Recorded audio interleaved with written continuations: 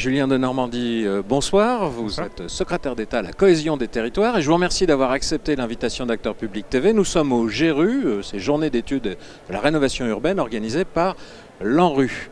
Vous venez de participer à la séance plénière inaugurale et je vous ai entendu dire de faire en fait une tournée de satisfecit générale. Vous êtes, semble-t-il, très content de ce que tous les acteurs de la rénovation urbaine, à tous les titres, ont accompli jusqu'ici.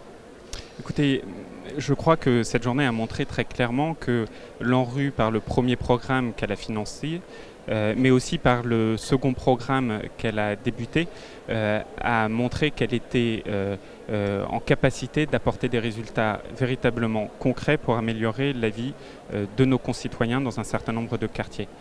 L'action de l'ANRU, il faut s'en féliciter parce que effectivement, ce sont des résultats, ce sont des améliorations à la fois en termes de logement, mais également dans l'ensemble des autres infrastructures. Pourquoi, in fine?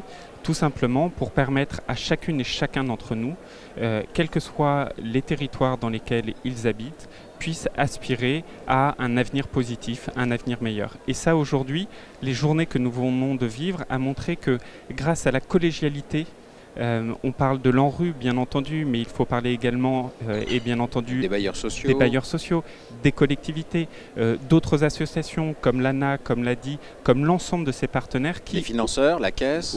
Les financeurs, la Caisse des dépôts, qui, autour d'une politique de la ville qui vraiment met le citoyen en son centre, arrivent à apporter des solutions concrètes pour améliorer leur quotidien. Alors, pour apporter des solutions concrètes, vous savez la question, et on vous l'a posée, la question des financements se pose systématiquement. Vous avez répondu que la promesse de campagne serait tenue, le doublement des crédits pour la rénovation urbaine. Est-ce que vous pouvez nous en dire un peu plus, bien qu'on soit en période d'arbitrage budgétaire? Alors, de quoi parle-t-on? L'ANRU, dans son premier programme, c'est à peu près 12 milliards de financement qui, associés à ce que les autres bailleurs ont pu apporter, ont permis de créer à peu près 50 milliards de projets partout sur le territoire dans ces quartiers prioritaires. Par un effet de levier, justement, en levant de la dette. Exactement, voilà. Auprès de bailleurs, auprès d'institutionnels. Aujourd'hui, l'ANRU, dans son nouveau programme, a d'ores et déjà investi 5 milliards, ou en tout cas commencé le processus d'engagement de 5 milliards, qui, de la même manière, par cet effet de levier, permettra d'avoir environ 20 milliards de projets. La promesse de campagne du président de la République est de porter ces 5 milliards à 10 milliards. Pourquoi? Parce que comme on en discutait un instant, l'action et l'effectivité de l'ANRU sur le territoire et pour nos habitants est telle qu'il faut vraiment en faire une priorité d'action, c'est essentiel.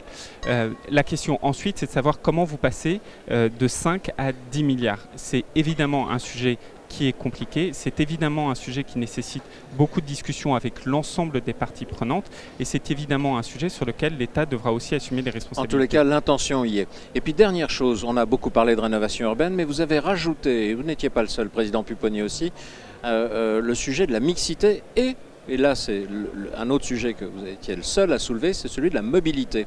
Et sur le sujet de la mobilité, mixité sociale dans les quartiers, on comprend tout ce que ça veut dire, c'est-à-dire qu'il ne faut peut-être pas rêver que les gens s'installent dans ces quartiers, mais on peut rêver du fait que les gens puissent sortir de ces quartiers et s'installer ailleurs. Et vous parliez de mobilité, d'emploi. Est-ce que je vous ai bien compris? Vous disiez, autrefois on donnait aux entreprises un avantage si elles venaient s'installer dans des zones franches, un avantage en matière de charges sociales et d'impôts sociétés. Demain, on pourrait attacher cet avantage aux habitants de ces quartiers et ce sont les entreprises n'importe où sur le territoire qui pourraient bénéficier de ces avantages si elles employaient des gens des quartiers. Encore une fois, le concept il est assez simple. Qu'est-ce qui guide toutes nos politiques publiques? C'est de remettre le citoyen, l'habitant au centre de ces politiques. Aujourd'hui, il faut qu'on puisse apporter des réponses très concrètes à l'ensemble de nos citoyens habitant dans des quartiers qui nécessitent des rénovations. C'est essentiel. L'ANRU fait un travail magnifique, encore une fois, il faut continuer.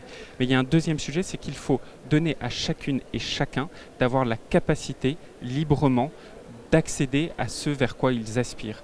Et pour certains d'entre eux, leur aspiration, ça n'est pas forcément de rester dans le quartier dans lequel ils vivent. Et puis l'emploi ne s'y trouve pas forcément. Exactement. Et forcément pas, on pourrait dire. Exactement. Et il y a un second principe qui est justement ce principe de mobilité. Il faut pouvoir faire en sorte qu'il y ait des flux entrants, sortants, partout sur le territoire. C'est ça aussi la cohésion territoriale, c'est d'avoir cette approche de solidarité entre les territoires facilitant les mobilités.